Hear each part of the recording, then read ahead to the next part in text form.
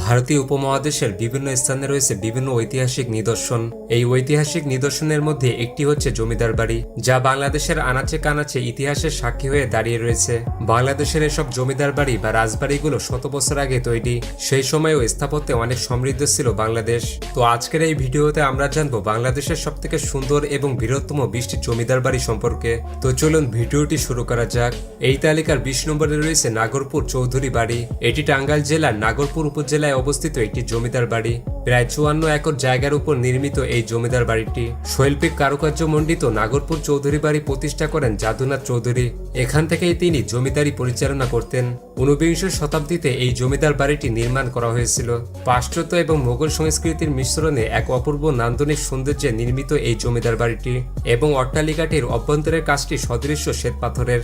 বর্তমানে নাগপুর মহিলা ডিগ্রি কলেজটি এবং বাংলাদেশের কারিগরি শিক্ষা বোর্ড চৌধুরী বাড়ির মূল ভবনে প্রতিষ্ঠিত হয়েছে। এরপর 19 নম্বরে রয়েছে হরিপুর জমিদার বাড়ি। এটি ব্রাহ্মণবাড়িয়া জেলার নাসিরনগর উপজেলার হরিপুর ইউনিয়নে অবস্থিত একটি জমিদার বাড়ি। হরিপুর জমিদার বাড়িটি তিতাস নদীর পূর্ব পারে অবস্থিত, যা হরিপুর রাজবাড়ি নামেও পরিচিত। 18 শতাব্দীতে প্রাসাদটিকে জমিদার কৃষ্ণপ্রসাদ রায় চৌধুরী এবং হরিপ্রসাদ রায় চৌধুরী নির্মাণ করেছিলেন এবং জমিদার বাড়িটি প্রায় 5 একর জায়গা নিয়ে নির্মিত, যার 7টি কক্ষে নাট্যশালা, দরবার হল, গুদাম, রন্ধনশালা ইত্যাদি বিদ্যমান। জমিদার বাড়িটির আড়ম্বরপূর্ণ স্থাপত্য ও ঐতিহাসিক যুগের শৈল্পিক নৈপুণ্যের স্বাক্ষর বহন করে। বর্তমানে এটি বাংলাদেশ প্রত্নতত্ত্ব অধিদপ্তর দ্বারা সংরক্ষিত। এরপর 18 নম্বরে রয়েছে রূপসা জমিদার বাড়ি। এটি চাঁদপুর জেলার ফরিদগঞ্জ উপজেলার রূপসা ইউনিয়নে অবস্থিত একটি জমিদার বাড়ি। প্রায় 250 বছর আগে জমিদার আহমদ রাজা এটি প্রতিষ্ঠা করেন। জমিদার বাড়িটিতে ইট দিয়ে তৈরি করা মোট 3টি ভবন আছে। এর মধ্যে একটি হচ্ছে মূল ভবন, আরেকটি হচ্ছে মূল ভবনের বাম পাশে এবং আরেকটি হচ্ছে মূল ভবনের পিছনে। এছাড়াও জমিদার বাড়িতে ঢোকার পথে ডান পাশে আছে জমিদার বাড়ির মসজিদ এবং কবরস্থান। এরপর 17 নম্বরে রয়েছে শিফলতলী জমিদার বাড়ি। এটি গাজীপুর জেলার কালিয়াকৈর উপজেলায় অবস্থিত দুটি প্রাচীনতম জমিদার বাড়ির মধ্যে একটি। এই জমিদার বাড়িটি দুটি অংশে বিভক্ত। এক অংশকে বলা হয় বড় তরফ, অপর অংশকে বলা হয় ছোট তরফ। বিখ্যাত তালিবাবাদ পরগনার 9 আনা অংশের মালিকানা নিয়ে গঠিত হয় শিফলতলী জমিদার এস্টেট। এই এস্টেটের প্রধান কর্ণধার খোদা নেওয়াজ খানের কনিষ্ঠ পুত্র রহিম নেওয়াজ খান চৌধুরীর হাত ধরে এই শিফলতলীর জমিদার বাড়ির গোড়াপতন ঘটে এবং ধারণা করা হয় প্রায় 150 বছর আগে এই জমিদার বাড়িটি তৈরি করা হয়েছিল। বর্তমানে এটি বাংলাদেশের অন্যতম প্রত্নতাত্ত্বিক স্থাপনাগুলোর মধ্যে একটি। এরপর 16 নম্বরে রয়েছে ভাওয়াল রাজবাড়ি। ভাওয়াল রাজবাড়ি হচ্ছে অবিভক্ত ভারতবর্ষের বাংলা প্রদেশের ভাওয়াল রাজ্য। বর্তমানে গাজীপুরে অবস্থিত একটি রাজবাড়ি। সপ্তদশ শতাব্দীর শেষ ভাগে দৌলত গাজী ভাওয়ালের গাজী এস্টেটের জমিদার ছিলেন। বলরাম রায় ছিলেন দৌলত গাজীর দিওয়ান। রাজস্ব আদায় নীতি পরিবর্তনের ফলে 1704 সালে বলরামের পুত্র শ্রীকৃষ্ণ মুর্শিদ কুলি খানের দ্বারা ভাওয়ালের জমিদার হিসেবে স্থাপিত হন। তারপর থেকে অধিগ্রহণের মাধ্যমে জমিদারি ব্যাপকভাবে প্রসারিত হয়। এই রাজবাড়ির আয়তায় ভাওয়াল এস্টেট প্রায় 1500 বর্গ কিলোমিটার এলাকা জুড়ে ছিল। সেখানে প্রায় 5 লক্ষ প্রজা বাস করত। এরপর 15 নম্বরে রয়েছে পাকুটিয়া জমিদার বাড়ি। এটি টাঙ্গাইলের নাগরপুরে অবস্থিত একটি জমিদার বাড়ি। 19বিংশ শতাব্দীর শুরুতে রামকৃষ্ণ সাহামণ্ডল পাকুটিয়ায় জমিদারি শুরু করেন। তিনি 1915 সালে প্রায় 15 একর জায়গা জুড়ে একই নকশার পরপর 3টি প্যালেস নির্মাণ করেন। তখন জমিদার বাড়িটি 3 মহলা বা 3 তরফ নামে পরিচিত ছিল। এই অট্টালিকাগুলো পাশ্চাত্য শিল্প সংস্কৃতির এক অনন্য সৃষ্টি, যার লতাপাতা চমৎকার কারুকাজগুলো মুগ্ধ করার মতো। বর্তমানে এটি পাকুটিয়া বিসিআরজি ডিগ্রি কলেজ নামে পরিচিত। এরপর 14 নম্বরে রয়েছে নবাব ফয়জুন্নেসা জমিদার বাড়ি। এটি কুমিল্লার লাকসাম উপজেলায় অবস্থিত এক ঐতিহাসিক জমিদার বাড়ি। ভারতবর্ষের একমাত্র মহিলা নবাব ফয়জুন্নেসা চৌধুরানী এই জমিদার বাড়িটি প্রতিষ্ঠা করেন। তিনি ছিলেন একজন শিক্ষা অনুরাগী জমিদার। তার জমিদারির অধিকাংশ আয় নারী শিক্ষার পিছনে ব্যয় করতেন। তার এই সাহসী উদ্যোগ ও সাফল্যের কারণে তৎকালীন ব্রিটিশ রানী ভিক্টোরিয়া তাকে এক অনুষ্ঠানের মাধ্যমে নবাব উপাধিতে ভূষিত করেন, যা পুরো ভারতীয় উপমহাদেশে একমাত্র মহিলা হিসেবে তিনি এই উপাধি পান। এই জমিদার বাড়ি ডাকাতিয়া নদীর তীরে অবস্থিত। বাড়িটিতে একটি প্রবেশদ্বার, বসবাসের জন্য 2 তলা বিশিষ্ট ভবন, একটি কাছারি ঘর, বাগানবাড়ি, মসজিদ ও কবরস্থান রয়েছে। এরপর 13 নম্বরে রয়েছে গাঙ্গাটিয়া জমিদার বাড়ি। এটি কিশোরগঞ্জের অন্তর্গত হোসেনপুর উপজেলার এক ঐতিহাসিক জমিদার বাড়ি। গাঙ্গাটিয়া জমিদার বাড়িটির গোড়াপতন হয় ব্রিটিশ শাসনামলের শুরুর দিকে। এই জমিদার বাড়ি রয়েছে অনেক ইতিহাস ও ঐতিহ্য। এই জমিদার বাড়িটি প্রতিষ্ঠা করেছিলেন ভোলানাথ চক্রবর্তী।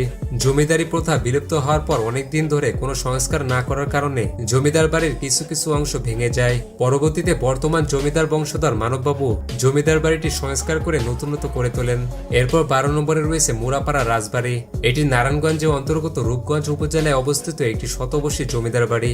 বিভিন্ন সময় এই জমিদার বাড়িটি কয়েকজন জমিদার কর্তৃক সংস্কার ও সম্প্রসারণ করা হয়েছিল। মুরাপাড়া রাজবাড়িটি 62 বিঘা জমির উপর অবস্থিত। এই জমিদার বাড়িটি তৈরি করেন বাবু রামরতন ব্যানার্জি, যিনি এই অঞ্চলে মুরাপাড়া জমিদারি প্রতিষ্ঠা করেছিলেন। 2 তলায় এই জমিদার বাড়িটিতে 95টি কক্ষ রয়েছে। এছাড়াও পুরো জমিদার বাড়িটিতে রয়েছে বেশ কিছু নাচঘর, আস্তাবল, মন্দির, ভান্ডার ও কাচারি ঘর। তবে বর্তমানে এটি সরকারি মুরাপাড়া কলেজ নামে পরিচিত। এরপর 11 নম্বরে রয়েছে শশী লজ। এটি ময়মনসিংহ শহরের কেন্দ্রস্থলে অবস্থিত মহারাজা শশীকান্ত আচার্যের বাড়ি, যা ময়মনসিংহের রাজবাড়ি নামেও বিখ্যাত। শহরের কেন্দ্রস্থলে ব্রহ্মপুত্র নদের অদূরে এই রাজবাড়ি অবস্থিত।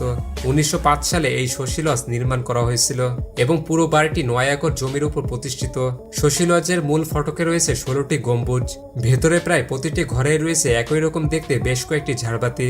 বর্তমানে এটি জাদুঘর হিসেবে পরিচিত। এরপর 10 নম্বরে রয়েছে ধনবাড়ি জমিদার বাড়ি। এটি টাঙ্গাইলের ধনবাড়িতে অবস্থিত এক ঐতিহাসিক জমিদার বাড়ি, যা স্থানীয়দের কাছে নবাব প্যালেস বা নবাব মঞ্জিল নামেও বেশ পরিচিত। প্রায় 18 শতকের মাঝামাঝি সময় এই জমিদার বাড়িটি প্রতিষ্ঠা হয়েছিল এবং এটি প্রতিষ্ঠা করেন খান বাহাদুর সৈয়দ নবাব আলী চৌধুরী, যিনি ব্রিটিশ শাসনামলে প্রথম মুসলিম হিসেবে ব্রিটিশ সরকারের মন্ত্রিত্বের পদ লাভ করেন। পুরো বাড়ির জুড়ে বেশ সুসজ্জিত বাগান রয়েছে। ভবনের পূর্ব দিকে প্রায় 30 বিঘা জায়গা নিয়ে বিশাল দিঘি রয়েছে।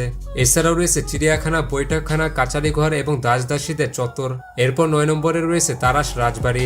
এটি পাবনা শহরে অবস্থিত বাংলাদেশের একটি অন্যতম প্রত্নতাত্ত্বিক স্থাপনা, যা তারাস ভবন নামেও পরিচিত। ভবনটি তৈরি করা হয়েছিল 18 শতকের কোনো এক সময়। এটি নির্মাণ করেছিলেন তারাসের তৎকালীন জমিদার রায় বাহাদুর বনমালী রায়। স্থাপত্যের দিক দিয়ে এটির সাথে ইউরোপীয় রেনেসাঁ রীতির সঙ্গে মিল পাওয়া যায়। দেয়ালে বিভিন্ন নকশা করা এই ভবনের সামনে রয়েছে একটি বড় প্রবেশপথ। বর্তমানে প্রত্নতত্ত্ব অধিদপ্তর এটিকে সংরক্ষিত প্রত্নতাত্ত্বিক স্থাপনা হিসেবে তালিকাভুক্ত করেছে। এরপর 8 নম্বরে রয়েছে ইসা খাঁ জমিদার বাড়ি। এটি নারায়ণগঞ্জের সোনারগাঁয়ে অবস্থিত এক ঐতিহাসিক জমিদার বাড়ি। 16 শতাব্দীর দিকে ইসা খাঁ এই জমিদার বাড়িটি প্রতিষ্ঠা করেন, যা স্থানীয়ভাবে বড় সর্দার বাড়ি নামেও পরিচিত। ইসা খাঁ ছিলেন বাংলার স্বাধীন 12 ভূঁইয়া বা জমিদারদের প্রধান জমিদার। তার শাসনামলে বর্তমান সোনারগাঁও এলাকাটি ছিল বাংলার রাজধানী। জমিদার বাড়িটি 27,400 বর্গফুট জায়গার উপর নির্মিত এবং মূল ভবনটি 85টি কক্ষের 2 তলা বিশিষ্ট। পুরো বাড়িটি বাহারি নকশা, টাইলস ও মার্বেল পাথর দিয়ে সাজানো হয়েছিল।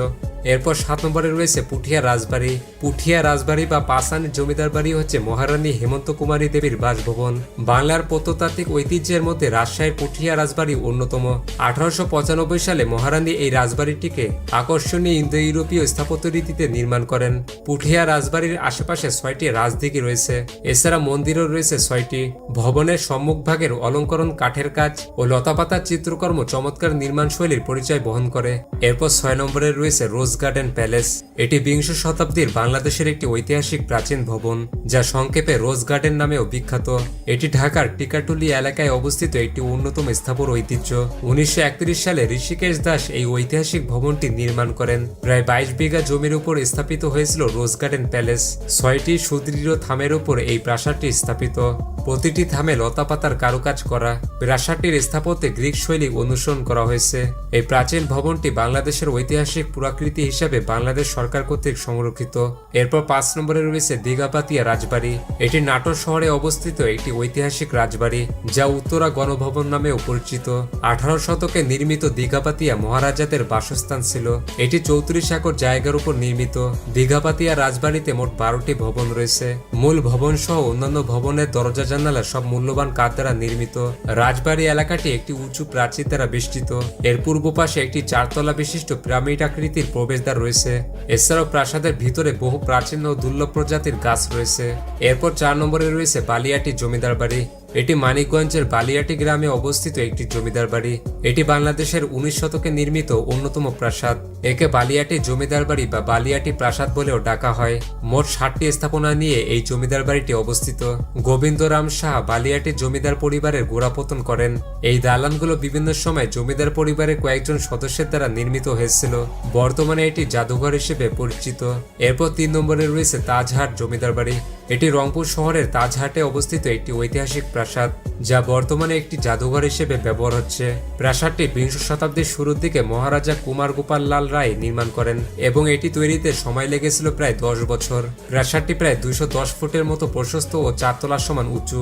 এর গঠনশৈলী প্রাচীন মুঘল স্থাপত্য থেকে অনুপ্রাণিত বলে মনে করা হয়। সর্বমোট 31টি সিঁড়ি আছে, যার প্রতিটা ইতালীয় ঘরানার মার্বেল পাথর দিয়ে তৈরি। রংপুরের পর্যটকদের কাছে এটি একটি আকর্ষণীয় স্থান। এটি রংপুরের অন্যতম একটি প্রাচীন নিদর্শনও বটে। এরপর 2 নম্বরে রয়েছে আহসান মঞ্জিল। এটি পুরান ঢাকার ইসলামপুরের বুড়িগঙ্গা নদীর তীরে অবস্থিত একটি প্রাসাদ। এটি পূর্বে ছিল ঢাকার নবাবদের আবাসিক প্রাসাদ ও জমিদারের সদর কাচারি। এর প্রতিষ্ঠাতা নওয়াব আব্দুল গনি। তিনি তার পুত্র খাজা আহসানুল্লাহর নাম অনুসারে এর নামকরণ করেন। 1859 সালে আহসান মঞ্জিলের নির্মাণ কাজ শুরু হয় এবং শেষ হয় 1872 সালে। এই প্রাসাদের ছাদের উপর সুন্দর একটি গম্বুজ আছে। একসময় এই গম্বুজের চূড়াটি ছিল ঢাকা শহরের সর্বোচ্চ। বর্তমানে এটি জাদুঘর হিসেবে ব্যবহৃত হচ্ছে এবং এটি ঢাকার অন্যতম একটি আকর্ষণীয় পর্যটন স্থান। এরপর 1 নম্বরে রয়েছে মহেরা জমিদার বাড়ি। এটি টাঙ্গাইলের মির্জাপুরে অবস্থিত কয়েকটি ঐতিহাসিক স্থাপনার মধ্যে একটি। 1890 দশকের পূর্বে স্পেনের করডোবা নগরীর আদলে জমিদার বাড়িটি প্রতিষ্ঠিত হয়েছিল। এই জমিদার বাড়ির সামনে প্রবেশপথের আগেই রয়েছে বিশাখা সাগর নামে বিশাল এক দিঘি।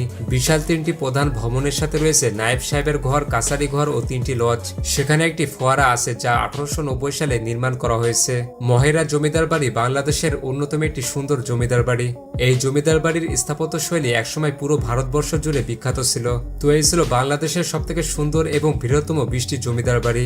এবং আপনি যদি বাংলাদেশের সবথেকে সেরা 15টি মহাসড়ক সম্পর্কে জানতে চান, তাহলে পাশের ভিডিওটি ক্লিক করুন।